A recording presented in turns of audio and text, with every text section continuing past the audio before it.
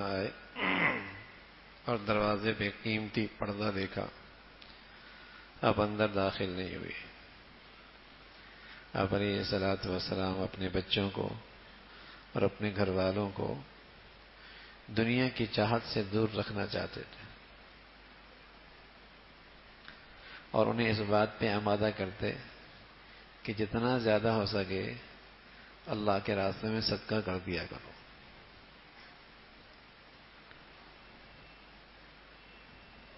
باپ یہ چاہتا ہے کہ اس کی اولاد کو زیادہ فائدہ ہو، اور یہی دانش مندی ہے، اور اولاد زیادہ ترقی کرے، زیادہ کامیاب ہو، تو اللہ کے نبی سے بڑھ کر کون دور اندیش ہوگا؟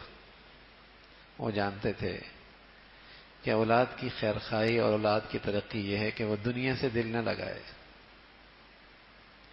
اور جتنا ہو سکے اللہ کے خزانوں میں جمع کرتا رہے، وہاں بڑی ترقی ملے گی۔ آپ علیہ الصلوۃ والسلام سے پوچھا گیا، یا رسول اللہ کوئی ایسا نسخہ بتائیں کہ لوگ بھی مجھ سے محبت کریں اور اللہ بھی مجھ سے محبت کرے۔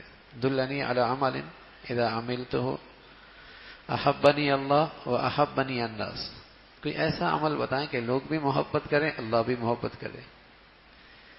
تو فرمایا دنیا کی چاہت نکال لو، اللہ تم سے محبت کریں گے، اور جو کچھ لوگوں کے پاس ہے اس کی چاہت اپنے دل سے نکال دو، لوگ بھی محبت کریں گے۔ جو لوگوں کے پاس ہے اس کی چاہت نہ رکھو، اس سے برغبتی اختیار کرو، تو لوگ بھی تم سے محبت کریں گے۔ اور جو دنیا ہے اس کی چاہت نکال دو، اس سے برغبتی اختیار کرو، اللہ بھی تم سے بڑی محبت کریں گے۔ دنیا کو ضرورت کے لیے استعمال کرنا تو بری بات نہیں ہے، لیکن دنیا دل میں آ جائے تو بڑی خرابی پیدا کرتی ہے، سارے رشتے خراب کر دیتی ہے، سارے تعلقات خراب کر دیتی ہے، اور سب سے بڑا تعلق بندے اور اللہ کا جو ہوتا ہے وہ بھی خراب ہو جاتا ہے، کیونکہ اس کی کہیں بس نہیں نا، بس نہیں ہے۔ تو آپ علیہ الصلوۃ والسلام اپنے بچوں کو ترغیب دیتے، شوق دلاتے۔ تو ایک مرتبہ ایسا ہوا کہ آپ گھر میں تشریف لائے تو ایک قیمتی کپڑا نقش و نگار والا پردہ بنا ہوا تھا، تو آپ گھر میں داخل نہیں ہوئے۔ 2-3 مرتبہ ایسا ہوا، علی رضی اللہ تعالیٰ گھر تشریف لائے، دیکھا فاطمہ رضی اللہ عنہ پریشان ہے، پوچھا کیا ہوا؟ فرمایا ابا آئے تھے، گھر میں داخل ہی نہیں ہوئے، باہر سے واپس چلے گئے۔ علی رضی اللہ تعالیٰ عنہ حضور علیہ الصلوۃ والسلام کی خدمت میں آئے، کہا یا رسول اللہ فاطمہ آپ کے نہ آنے پر بڑی پریشان ہے، خیریت ہے؟ تو آپ علیہ الصلوۃ والسلام نے فرمایا ہاں، میں نے تمہارے گھر کے باہر ایک بہت قیمتی پردہ دیکھا تھا، تو مجھے اچھا نہیں لگا کہ میں اندر آؤں۔ حضرت علی آئے، حضرت فاطمہ سے عرض کیا رضی اللہ تعالیٰ عنہ کہ اللہ کے نبی صلی اللہ علیہ وسلم یوں کہہ رہے ہیں۔ تو حضرت فاطمہ کہنے لگی ابا جان سے پوچھ لو، جو وہ چاہیں گے ہم کر لیں گے، جیسے فرمائیں گے ویسے اس کو استعمال کر لیں گے۔ تو آپ نے فرمایا کہ فلاں گھر والے ہیں، وہ بڑے ضرورت مند ہیں، یہ کپڑا وہاں بھیج دو نا، ان کی ضرورت پوری ہو جائے گی، یہ کپڑا وہاں بھیج دو، ان کی ضرورت پوری ہو جائے گی۔ اب یہ پردہ لٹکانا کوئی حرام تو بات نہیں ہے، لیکن آپ علیہ الصلوۃ والسلام کی تو شان یہ نا کہ الا ادلک علی خیر من ذلک، الا ادلک علی خیر من ذلک، ہم تمہیں اس سے بہتر چیز نہ بتائیں، اس سے اچھی چیز نہ بتائیں، اس سے بڑے نفع نہ بتائیں، اس سے قیمتی راستہ نہ بتائیں۔ خادمہ لینے آئیں، گھر کا کام خود کیا کرتی تھی، چکی پیسا کرتی تھی، مشکیزیں اٹھایا کرتی تھی۔ آپ علیہ الصلوۃ والسلام کے پاس خادمات آئیں، کچھ باندیاں آئیں، حضرت علی رضی اللہ تعالیٰ نے آپ کو بھیج دیا جاؤ ابا سے تم بھی ایک لے آؤ، تمہارے گھر کے کام کاج بھی کر لے گی۔ اب وہاں چلی گئیں، بیٹھی ہوئی ہیں، بتاتی کچھ نہیں ہے۔ حضور علیہ الصلوۃ والسلام نے فرمایا فاطمہ خیریت سے آئی ہو؟ کہا علی نے بھیجا ہے کہ خیریت کا خادمہ مل جائے۔ تو حضور علیہ الصلوۃ والسلام فرمانے لگے ہم تمہیں اس سے بہتر چیز نہ بتائیں، اب خادمہ دینا کوئی بری بات نہیں تھی، پردہ لگانا کوئی بری بات نہیں تھا، لیکن حضور علیہ الصلوۃ والسلام تو اپنے بچوں سے کہتے ہیں یہی کپڑا اگر تم صدقہ کر دو اور اس خادمہ کے بجائے رات کو سونے وقت تم سبحان اللہ الحمدللہ اللہ اکبر پڑھ لو گے، آخرت کا ذخیرہ بھی ہو جائے گا، تھکاوٹ بھی دور ہو جائے گی۔ تسبیح فاطمہ۔ تو بہتر سے بہتر چیز کے لیے اپنے گھر والوں کو آمادہ کرنا، بہتر سے بہتر چیز کے لیے۔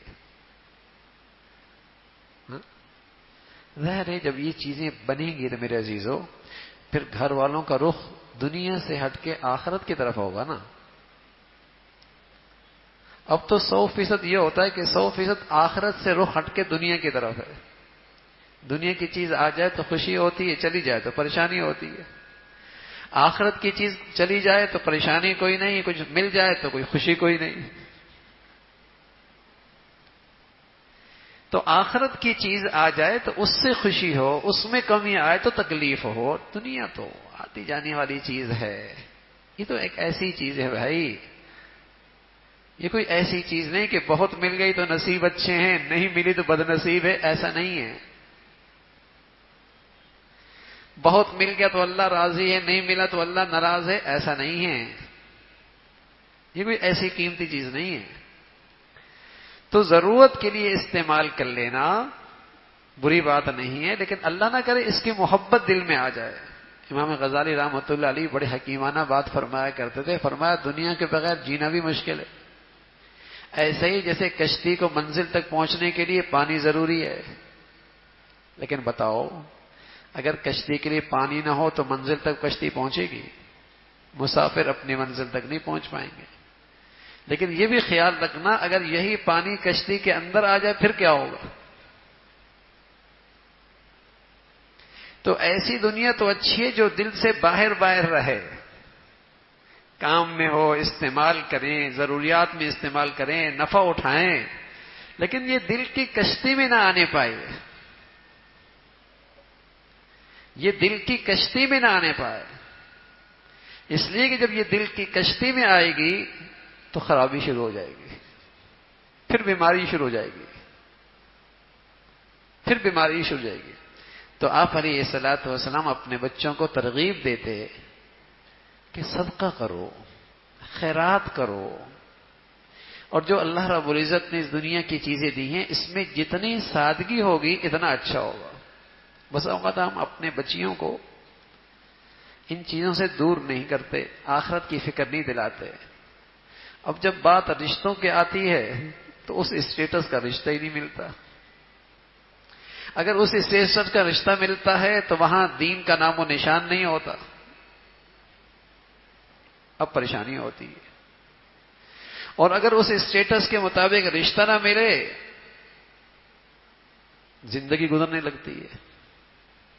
اب جس زندگی کے وہ عادی ہے، جس زندگی کے وہ خواہش رکھتی ہے، اب دوسرے گھر گئی، وہاں تو ابا کسی گھر گئے، اس گھر گئے تو وہ تو اسٹیٹس نہیں ہے، اب وہاں دل بھی نہیں لگتا، اب وہاں ہر چیز ہی الٹی لگتی ہے، وہاں کی شکایتیں بھی پھر بہت آتی ہیں، بہت جلدی ابا کے گھر واپس آ جاتی ہے۔ تو قصور کہاں ہوتا ہے؟ تربیت پر۔ گھر کی زندگی اگر یہ سوچ بنا دی جائے، اللہ ہمارے بچوں کو بنا دے، اللہ ہماری بچوں کی یہ سوچ بنا دے، ہماری اپنی اللہ یہ سوچ بنا دے کہ زندگی آخرت کی ہے۔ من کان یرید حرث الآخرہ نزد له فی حرثہ ومن کان یرید حرث الدنیا نؤتہ منہا۔ جو آخرت کی کھیتی کا طالب ہوگا ہم اس کی کھیتی میں اور بڑھوتری دیں گے، اور جو دنیا کی کھیتی کا طالب ہے کچھ مل جائے گا، آخرت میں کوئی حصہ نہیں ہوگا۔ پیارے نبی صلی اللہ علیہ وسلم فرمایا کرتے تھے دنیا تو آخرت کی کھیتی ہے، ہم نے تو اس کو دنیا کھیتی سمجھ لیا۔ ہم جتنی محنت کر رہے ہوتے ہیں اس کا پھل دنیا میں اٹھانا چاہتے ہیں، دعائیں بھی کر رہے ہوتے ہیں نا تو زیادہ تر یہ ہوتی ہے کہ دنیا مل جائے، اور بس اوقات نیکیاں بھی کر رہے ہوتے ہیں تو ذہن کیا ہوتا ہے تھوڑا دنیا اور مل جائے۔ اللہ کے نبی فرمانے لگے دنیا تو آخرت کی کھیتی ہے،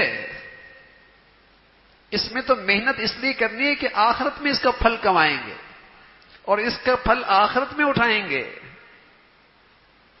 اور دنیا میں جو اللہ نے دے رکھا ہے ان کو استعمال کرو تاکہ آخرت کی کھیتی اچھی ہو جائے. صحابہ رضوان اللہ علیہ اجمعین تجارت بھی کرتے تھے، زراعت بھی کیا کرتے تھے، سرکاری عہدوں اور منصبوں پر بھی تھے، لیکن سبحان اللہ ان کی یہ ساری زندگی آخرت کے لیے تھی اور یہ ساری زندگی ان کی دین کی تھی. کیوں بھائی؟ اس لیے کہ ان کی دنیا بھی دین تھی، اس لیے کہ ان کی منزل آخرت تھی. ان کی دنیا بھی دین تھی اس لیے کہ ان کی منزل آخرت تھی. اور جب میری منزل دنیا بن جاتی ہے تو میرا دین بھی دنیا بن جاتا ہے.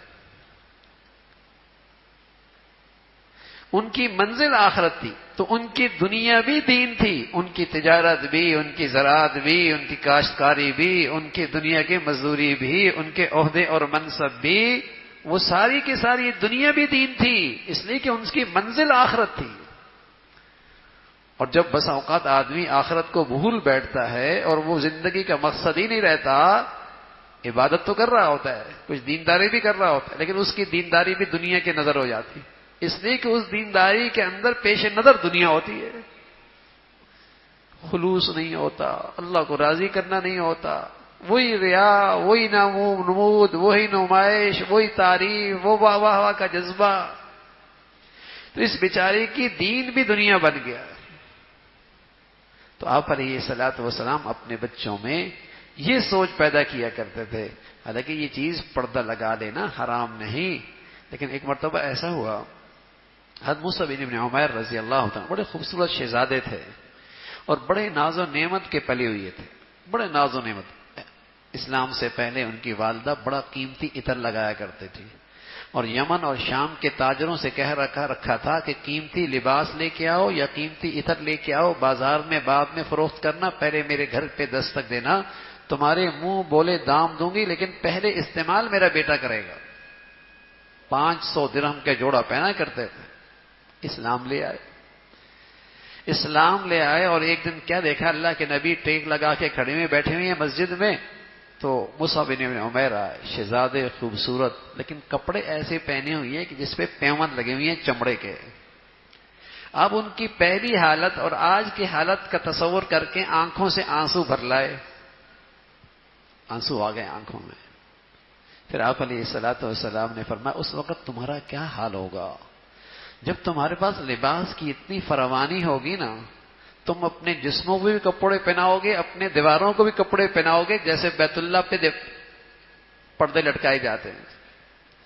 اور لباس کی اتنی فراوانی ہوگی، صبح ایک جوڑا ہوگا، شام ایک جوڑا ہوگا. سونے کا اور ہے، دفتر کا اور ہے، گھر کا اور ہے، شادی کا اور ہے، تقریبات کا اور ہے. اور کھانوں کی اتنی بہتات ہوگی کہ دسترخوان پہ ڈشوں پہ ڈشیں آ رہی ہوں گی. صحابہ نے عرض کیا رسول اللہ بڑے مزے ہوں گے، بڑی آسانی ہوگی اور دنیا سے بڑی فرصت مل جائے گی اور خوب اللہ کی عبادت کریں گے، خوب اللہ کی عبادت کریں گے. حضور علیہ الصلوۃ والسلام نے فرمایا نا، آج تمہارا ایمان پہاڑوں جیسے ہے، پھر وہ وقت آئے گا ایمان تنکوں کی جیسا ہو جائے گا. جیسے سیلاب کے اوپر اور پانی کے اوپر کی جھاگ ہوتی ہے نا، اس کی اپنی کوئی منزل نہیں ہوتی، جدھر کی لہر جاتی ہے ادھر وہ کچرا بھی جاتا ہے، جھاگ بھی جاتی ہے. تو مسلمانوں کا حال بھی یہی ہوگا، جدھر کی ہوا چلی ادھر کا اس نے رخ اختیار کر لیا. جیسی ہوا چلی ویسی اس کی زندگی ہو گئی، جدھر کا ماحول ویسی اس کی زندگی کا نقشہ. جیسی زندگی میں ماحول مل گیا ویسی رنگ میں رنگ گیا. فرمایا ایمان تنکوں سے زیادہ کمزور ہوگا. تو ایمان کی زندگی اور دنیا پرستی میں کوئی جوڑ نہیں ہے، کوئی جوڑ نہیں ہے. حضور علیہ الصلوۃ والسلام ہمیشہ ایک دعا اپنی امت کو سکھایا کرتے تھے، فرمایا کرتے تھے یہ دعا کیا کرو، اللہم لا تجعل الدنیا اکبر ہمنا، اے اللہ دنیا میرا غم نہ بننے دینا، اے اللہ دنیا میرا غم نہ بننے دینا. اللہ نہ کرے کوئی دنیا کا مسئلہ مجھے پریشان کی ہوئی ہو اور میں کسی دنیا کے غم میں مبتلا ہوں کہ یہ نہیں ملا اور یہ نہیں گیا اور یہ ایسا ہو گیا، فلاں ایسا ہو گیا. اللہم لا تجعل الدنیا اکبر ہمنا، اے اللہ دنیا میرا بڑا غم نہ بننے دینا. تو اللہ رب العزت ہمیں بھی بھائی اپنے گھروں کا ماحول آخرت پہ اور آخرت کی سوچ پہ کھڑا کرنے کی توفیق نصیب فرمائے، اور ہماری اولادوں کو اللہ اپنا بھی والدین کا فرما بردار اور آنکھوں کی ٹھنڈک اور صدقہ جاریہ بنائے۔ اللہم لک الحمد کلو ولک الشکر کلو، اللہم لک الحمد کلو ولک الشکر کلو، اللہم اعنا